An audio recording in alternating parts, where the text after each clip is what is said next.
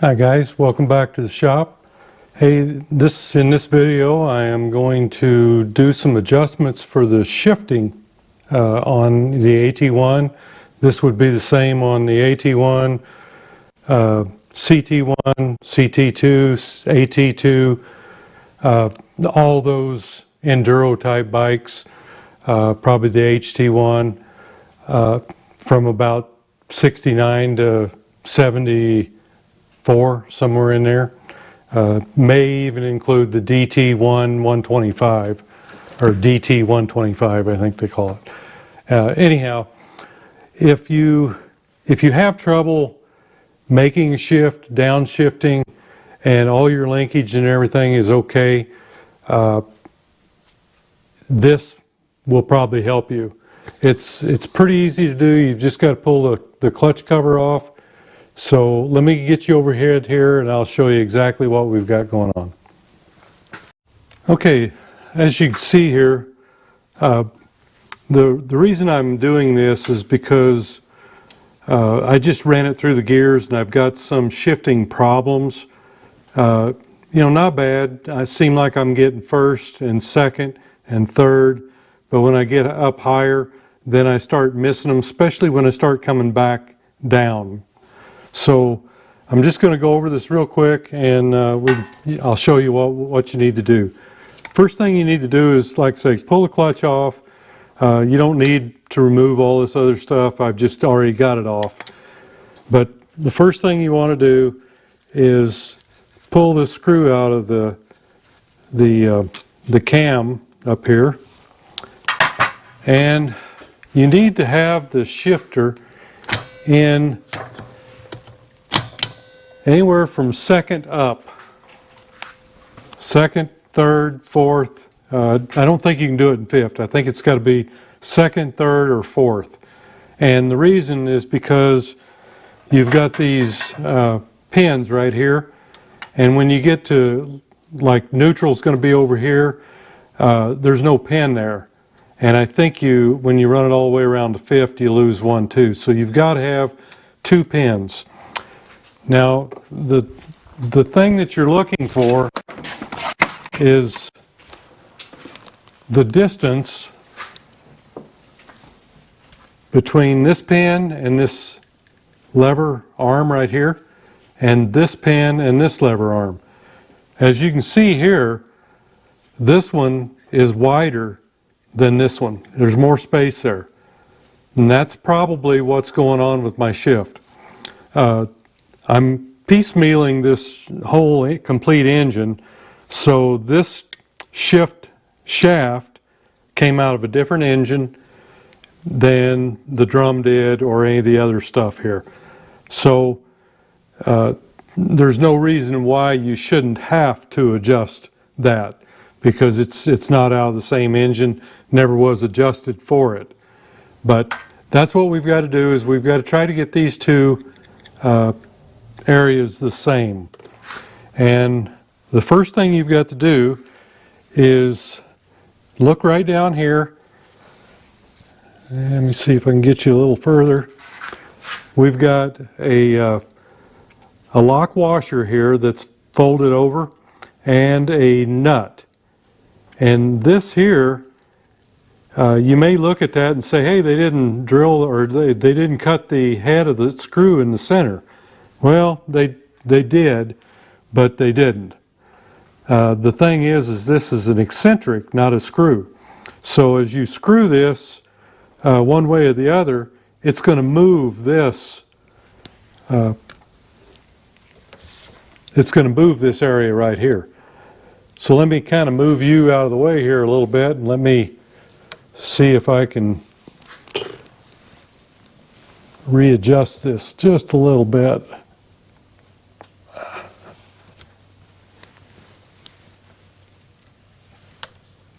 Okay, first thing I've got to do is get in here and unfold this lock, this washer.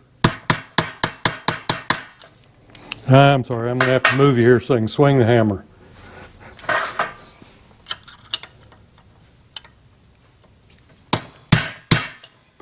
There. You just can't do it with your face in the way. And I may have to do some more here, I don't know. Let's see if I can get in there and loosen this. Yeah, just barely.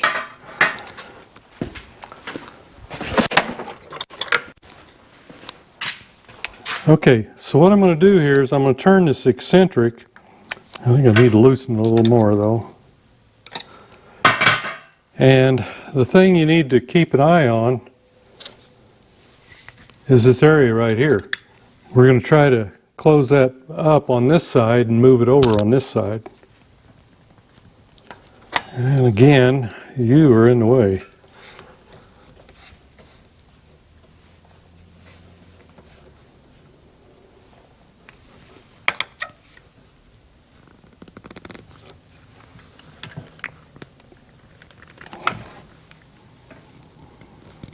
Okay, I'm going to have to get this, it must be Loctited or something. Hang on. Okay, yeah, it must have been some Loctite in it. I've got it pretty well moved, I think.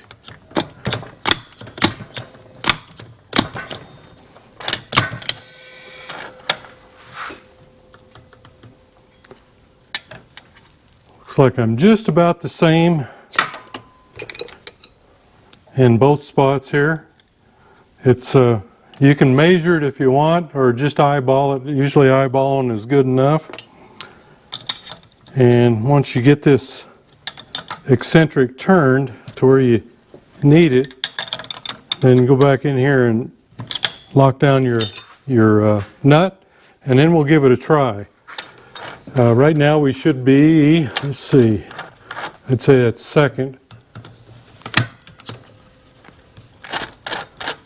Okay, there's first. No, not quite. There's first. So you can see this one's turning when I turn this one. So that's how I know. And then I'll move it back up here, and that should be neutral. See, I can hold this one. And then we want to go to second. Right there, it's in gear. You've got to turn this or it won't go. There's third, fourth, fifth, and then fourth, third, oops, second,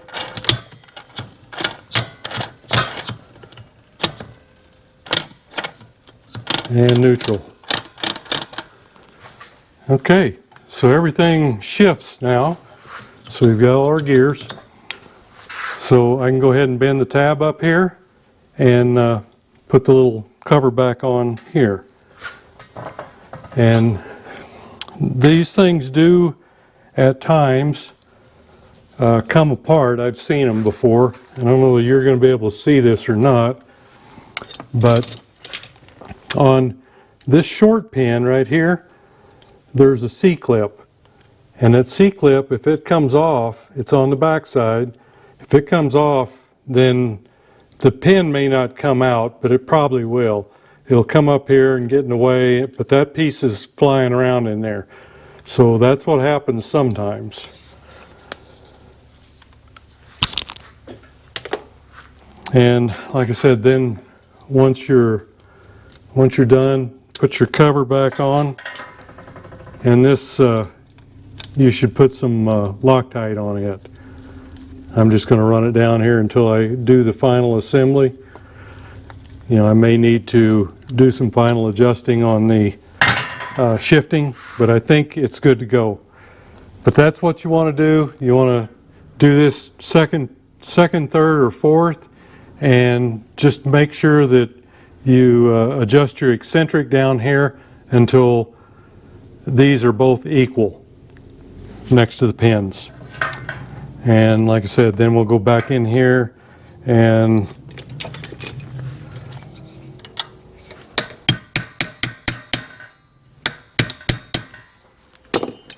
snug up our lock washer.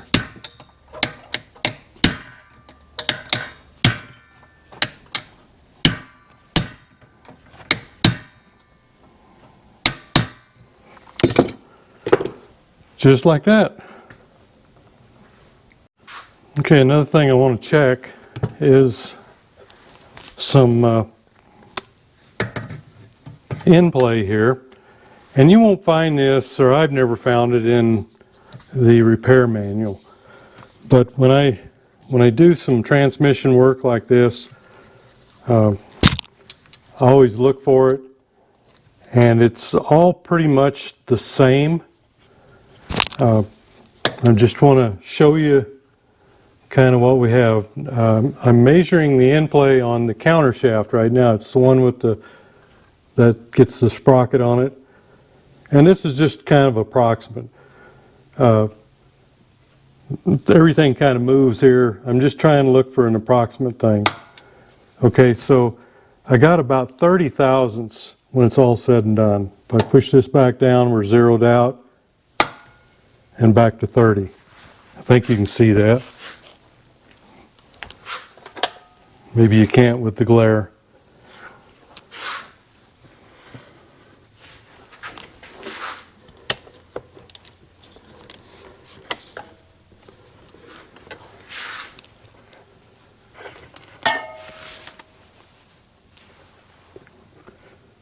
I'm not sure whether you did.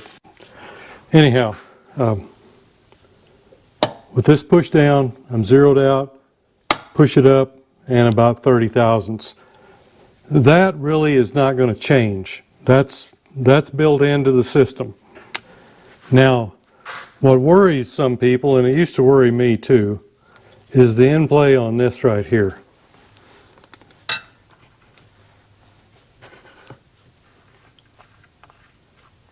Set this over at 0. This is your pinion shaft, and we're approximately 0.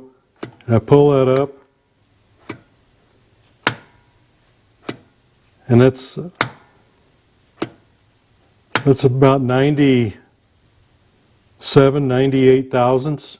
It's almost one whole revolution here. We just pull it up slow. See? So there's a lot of play there. And you just kind of wonder, what's that going to do? And as you complete your assembly, that's going to go away. As soon as the clutch goes on here, then you're not going to have hardly any play at all. And I'm going to go ahead and put that on for you and just show you.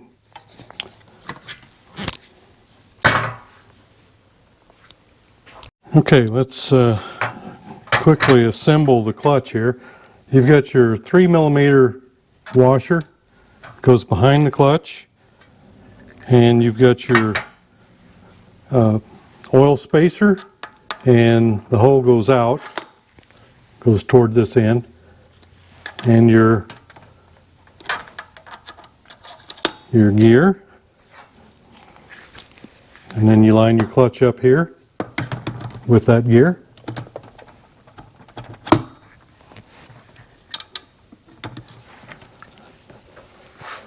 And you've got a thin washer and a bearing, thrust bearing, and a thick washer. Then your hub, and then your washer, and you've got to make sure that the splines on the shaft and the splines on this washer line up, because it's actually going to pull it up. You see how this works? So if you can get it to stay there, that's the best way. And then try to get your nut on it before it decides to fall back down.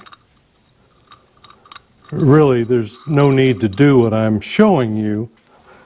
I just want to show you that it's normal for it to have that play. And I'm not even going to tighten this up all the way. I'm just tightening it up by hand.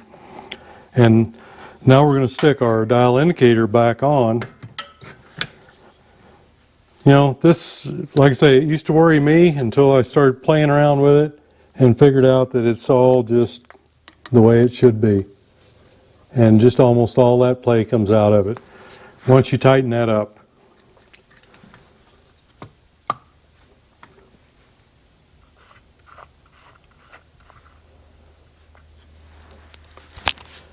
Okay.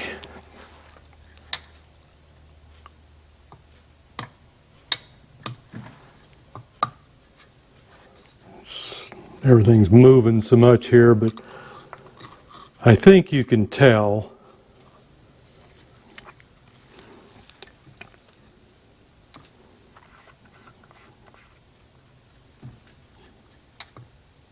that we're under 10 if you eliminate all the movement, probably closer to 5.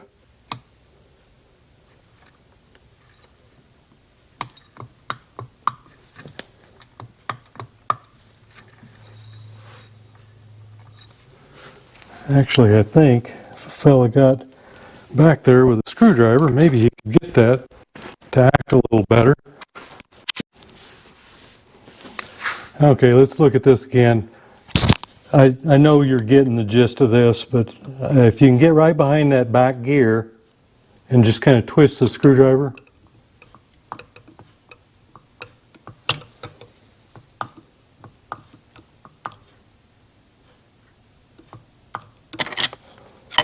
It's probably not even 3. Anyhow, I just wanted to, there is a little movement here side to side with the, where the bushing goes through the clutch basket area. But if you've just got straight up and down movement, it's less than 5 for sure. So there you have it, guys. Just a quick little adjustment for the shifter. And if, like I say, if you're having trouble, it's pretty much working the right way for maybe the first 3 or 4 gears and you're not getting the last one, or you're having trouble when you downshift, it's probably the eccentric. And you need to pull that cover off of the drum and just try to equalize the distance between the shift shaft arm and the drum. That should take care of problems such as that. And like I said, I just wanted to kind of go over the play issues there. It just pretty well takes care of itself when you put it together properly. I've been trying to get started on some paint and body stuff, and the weather just is not wanting to cooperate. I get a nice day, I get some stuff done, and it's back to another poopy day. And you know, no matter whether you're painting primer or paint or getting body filler to set up, it's the same story. It just doesn't do it when it's cold or cool and damp. So that's where I need to go on almost every project I've got in the shop right now. The TS250, the TC125, the AT-1 MX. What else is there? Anyhow, everything I've got, I'm down to the wire on paint and body stuff. But I really can't do anything until the weather warms up to where it's consistent enough where I can have the door open so I don't have to breathe all the dust and the paint and all that stuff. Of course, I wear a respirator anyway, but still, I just soon it all out there. I don't paint outside, but I like to have the door open for at least the priming stuff, and then I shoot the paint with the door down and the ventilator fan on. But still, I've got to be able to get air into the shop, and the fan will get it out, but the air that I'm drawing in is outside air. So it's cold and wet, and nothing paint and body wise works well in those conditions. So just give me time and I'll get on that. I've gone out, I've got everything sandblasted or stripped except for the AT-1 MX tank.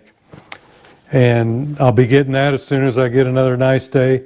But I'm ready to start body work. I'm ready to start pulling dents, all that kind of stuff. So hang in there with me, and the time will come Montana, things like this are slow to come around. So thanks for going along on the ride, and we'll see you next video.